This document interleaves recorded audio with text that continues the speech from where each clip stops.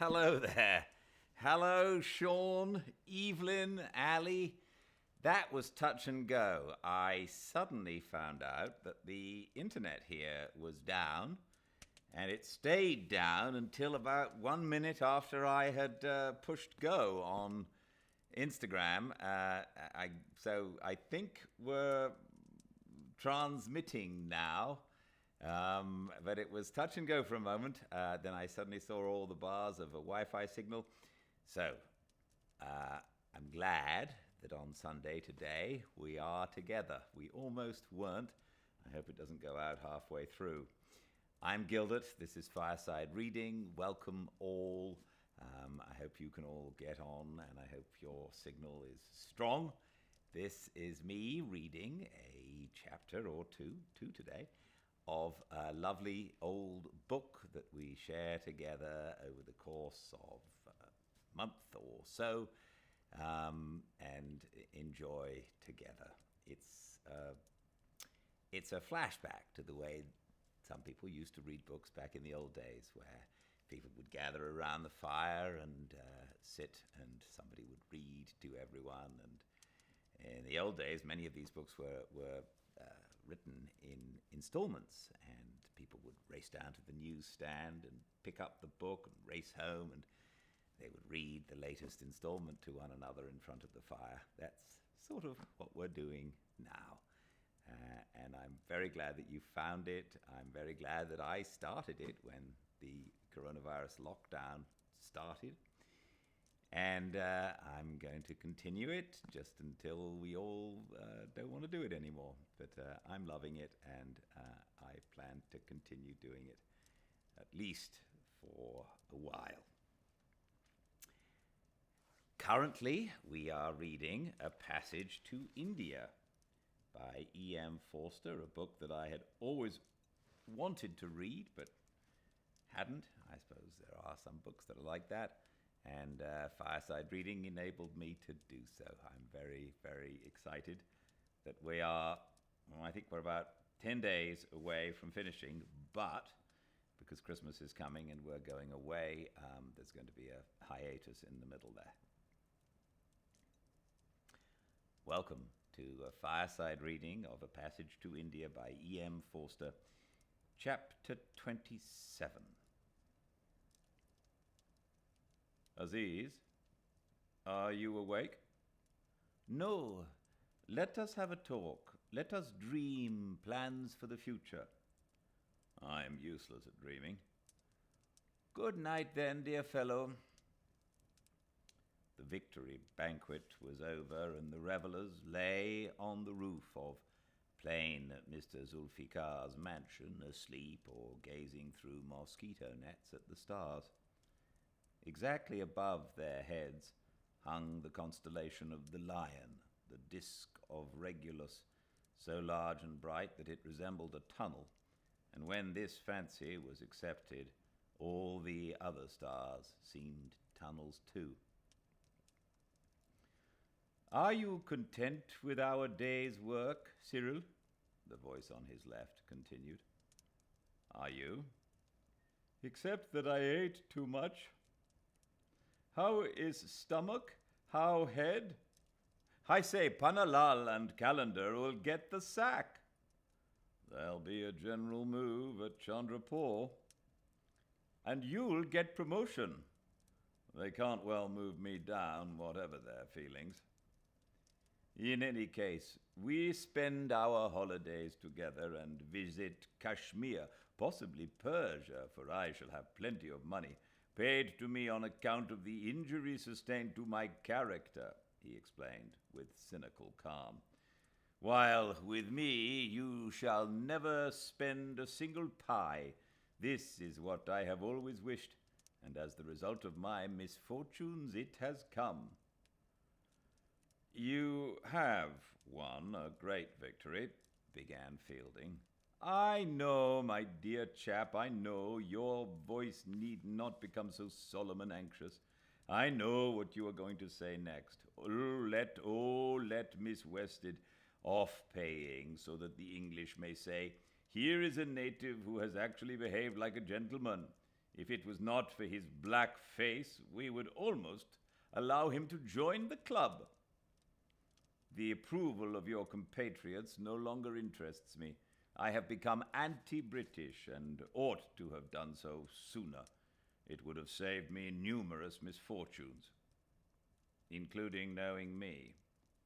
I say, shall we go and pour water onto Mohammed Latif's face? He is so funny when this is done to him asleep. The remark was not a question, but a full stop. Fielding accepted it as such, and there was a pause, pleasantly filled by a little wind which managed to brush the top of the house. The banquet, though riotous, had been agreeable, and now the blessings of leisure, unknown to the West, which either works or idles, descended on the motley company. Civilization strays about like a ghost here, revisiting the ruins of empire, and is to be found not in great works of art or mighty deeds, but in the gestures well-bred Indians make when they sit or lie down.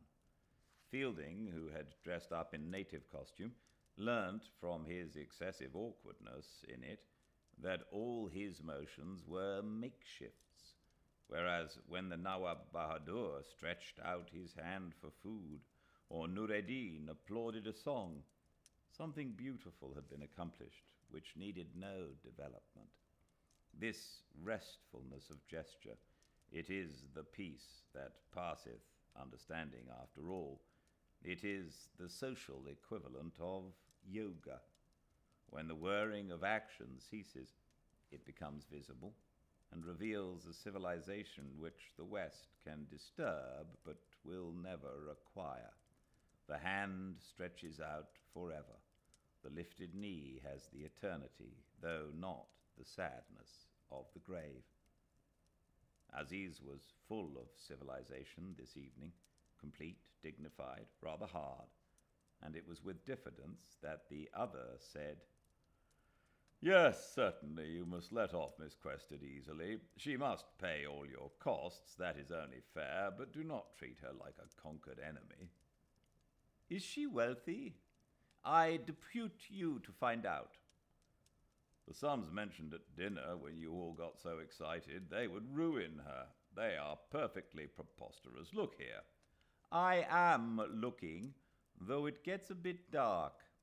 I see Cyril Fielding to be a very nice chap indeed, and my best friend, but in some ways a fool.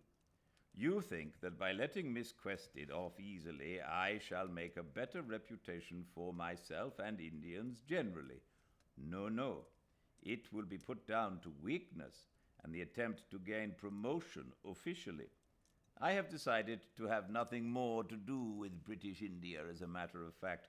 I shall seek service in some Muslim state, such as Hyderabad, Bhopal, where Englishmen cannot insult me any more. Don't counsel me otherwise." In the course of a long talk with Miss Quested, "I don't want to hear your long talks. Be quiet. In the course of a long talk with Miss Quested, I have begun to understand her character. It's not an easy one, she being a prig, but she is perfectly genuine and very brave. When she saw she was wrong, she pulled herself up with a jerk and said so. I want you to realize what that means. All her friends around her, the entire British Raj pushing her forward, she stops, sends the whole things to smithereens. In her place, I should have funked it. But she stopped, and almost did she become a national heroine, but my students ran us down a side street before the crowd caught flame. Do treat her considerately. She really mustn't get the worst of both worlds. I know what all these," he indicated the shrouded forms on the roof, "will want, but you mustn't listen to them. Be merciful. Act like one of your 6 Mughal emperors, or all the 6 rolled into one. Not even Mughal emperors showed mercy until they received an apology." "She'll apologize if that's the trouble," he cried, sitting up. "Look, I'll make you an offer. Dictate to me whatever form of words you like, and this time tomorrow I'll bring it back signed. This is not instead of any public apology she may make you in law. It's an addition. Dear Dr. Aziz, I wish you had come into the cave.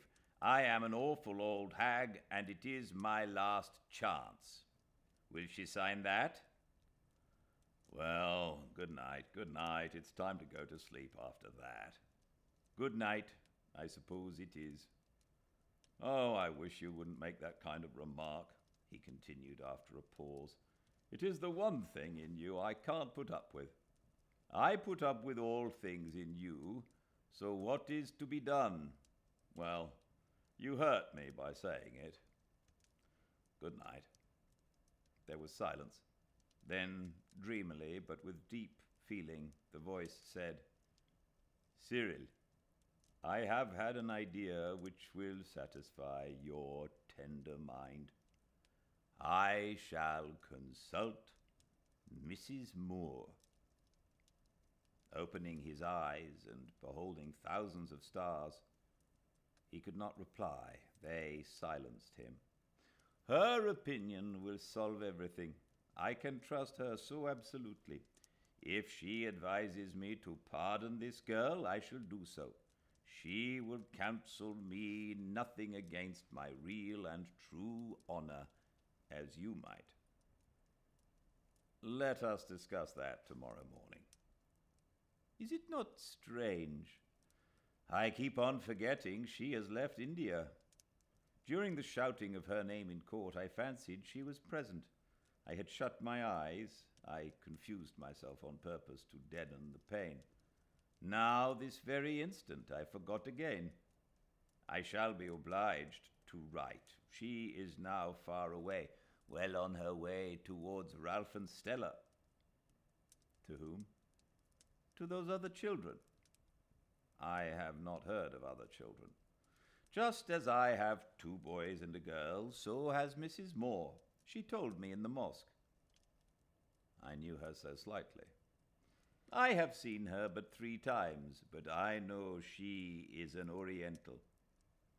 You are so fantastic. Miss Quested, you won't treat her generously, while over Mrs. Moore there is this elaborate chivalry. Miss Quested, anyhow, behaved decently this morning, whereas the old lady never did anything for you at all, and it's pure conjecture that she would have come forward in your favor. It only rests on servants' gossip. Your emotions never seem in proportion to the objects, Aziz. Is emotion a sack of potatoes, so much the pound to be measured out? Am I a machine? I shall be told I can use up my emotions by using them next. I should have thought you could. It sounds common sense. You can't eat your cake and have it, even in the world of the spirit. If you are right, there is no point in any friendship. It all comes down to give and take, or give and return, which is disgusting. And we had better all leap over this parapet and kill ourselves. Is anything wrong with you this evening that you grow so materialistic? Your unfairness is worse than my materialism. I see. Anything further to complain of? He was good-tempered and affectionate, but a little formidable. Imprisonment had made channels for his character, which would never fluctuate as widely now as in the past.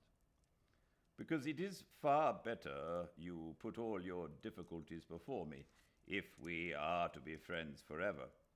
You do not like Mrs. Moore, and are annoyed because I do. However, you will like her in time. When a person really dead is supposed to be alive, an unhealthiness infects the conversation. Fielding could not stand the tension any longer and blurted out, I am sorry to say Mrs. Moore's dead. But Hamidullah, who had been listening to all their talk and did not want the festive evening spoiled, cried from the adjoining bed, Aziz, he is trying to pull your leg. Don't believe him, the villain. I do not believe him, said Aziz. He was inured to practical jokes, even of this type. Fielding said no more. Facts are facts, and everyone would learn of Mrs. Moore's death in the morning. But it struck him that people are not really dead until they are felt to be dead. As long as there is some misunderstanding about them, they possess a sort of immortality. An experience of his own confirmed this.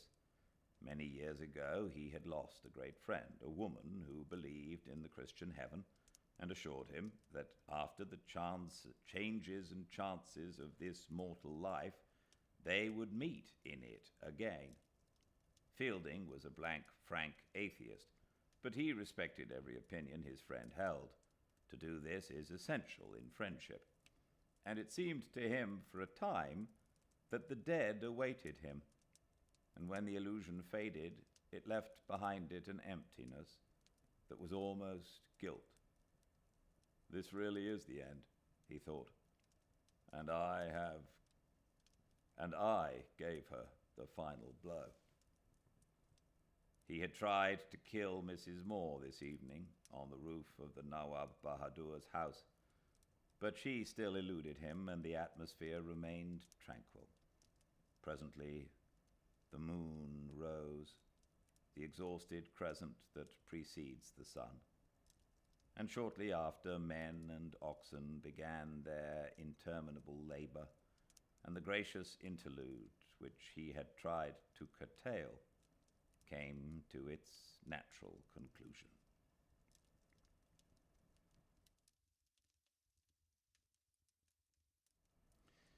Chapter 28.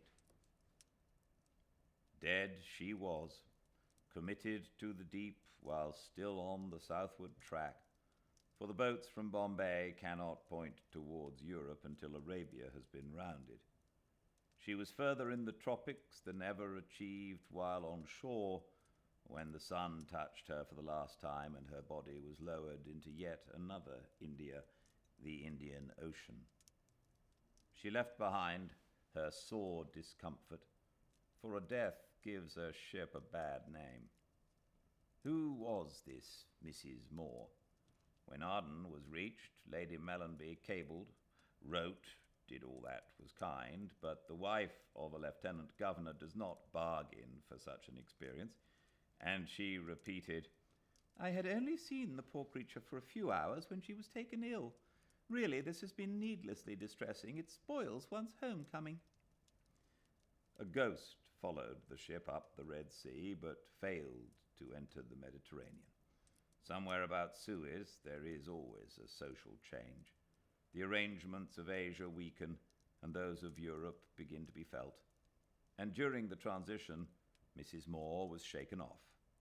At Port Said, the grey, blustery north began. The weather was so cold and bracing that the passengers felt it must have broken in the land they had left, but it became hotter steadily there in accordance with its usual law.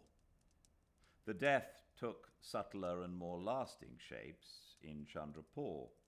A legend sprang up that an Englishman had killed his mother for trying to save an Indian's life, and there was just enough truth in this to cause annoyance to the authorities.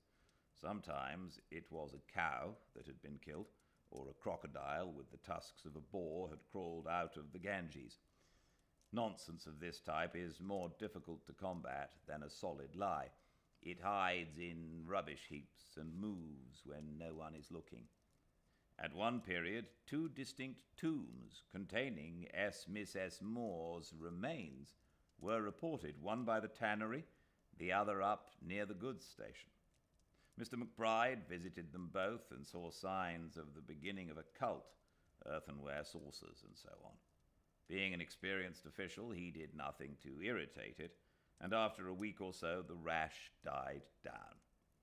There's propaganda behind all this, he said, forgetting that 100 years ago, when Europeans still made their home in the countryside and appealed to its imagination, they occasionally became local demons after death, not a whole god perhaps, but part of one, adding an epithet or gesture to what already existed, just as the gods contribute to the great gods, and they to the philosophic Brahm.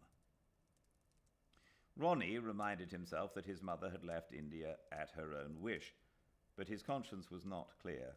He had behaved badly to her, and he had either to repent, which involved a mental overturn, or to persist in unkindness towards her. He chose the latter course. How tiresome she had been with her patronage of Aziz. What a bad influence upon Adela. And now she still gave trouble with ridiculous tombs, mixing herself up with natives. She could not help it, of course, but she had attempted similar exasperating expeditions in her lifetime, and he reckoned it against her. The young man had much to worry him: the heat, the local tension, the approaching visit of the lieutenant governor, the problems of Adela, and threading them all together into a grotesque garland were these Indianizations of Mrs. Moore. What does happen to one's mother when she dies? Presumably she goes to heaven. Anyhow, she clears out. Ronnie's religion was of the sterilized public school brand, which never goes bad, even in the tropics. Wherever he entered, mosque, cave, or temple, he retained the spiritual outlook of the fifth form, and condemned as weakening any attempt to understand them. Pulling himself together, he dismissed the mater from his mind. In due time, he and his half-brother and sister would put up a tablet to her in the Northamptonshire church where she had worshipped, recording the dates of her birth and death and the fact that she had been buried at sea. This would be sufficient. And Adela. She would have to depart too. He hoped she would have made the suggestion herself ere now. He really could not marry her. It would mean the end of his career. Poor, lamentable Adela. She remained at Government College by Fielding's courtesy, unsuitable and humiliating, but no one would receive her at the civil station. He postponed all private talk until the award against her was decided. Aziz was suing her for damages in the sub-judge's court. Then he would ask her to release him. She had killed his love, and it had never been very robust. They would never have achieved betrothal but for the accident to the Nawab Bahadur's car. She belonged to the callow academic period of his life, which he had outgrown. Grassmere, serious talks and walks, that sort of thing.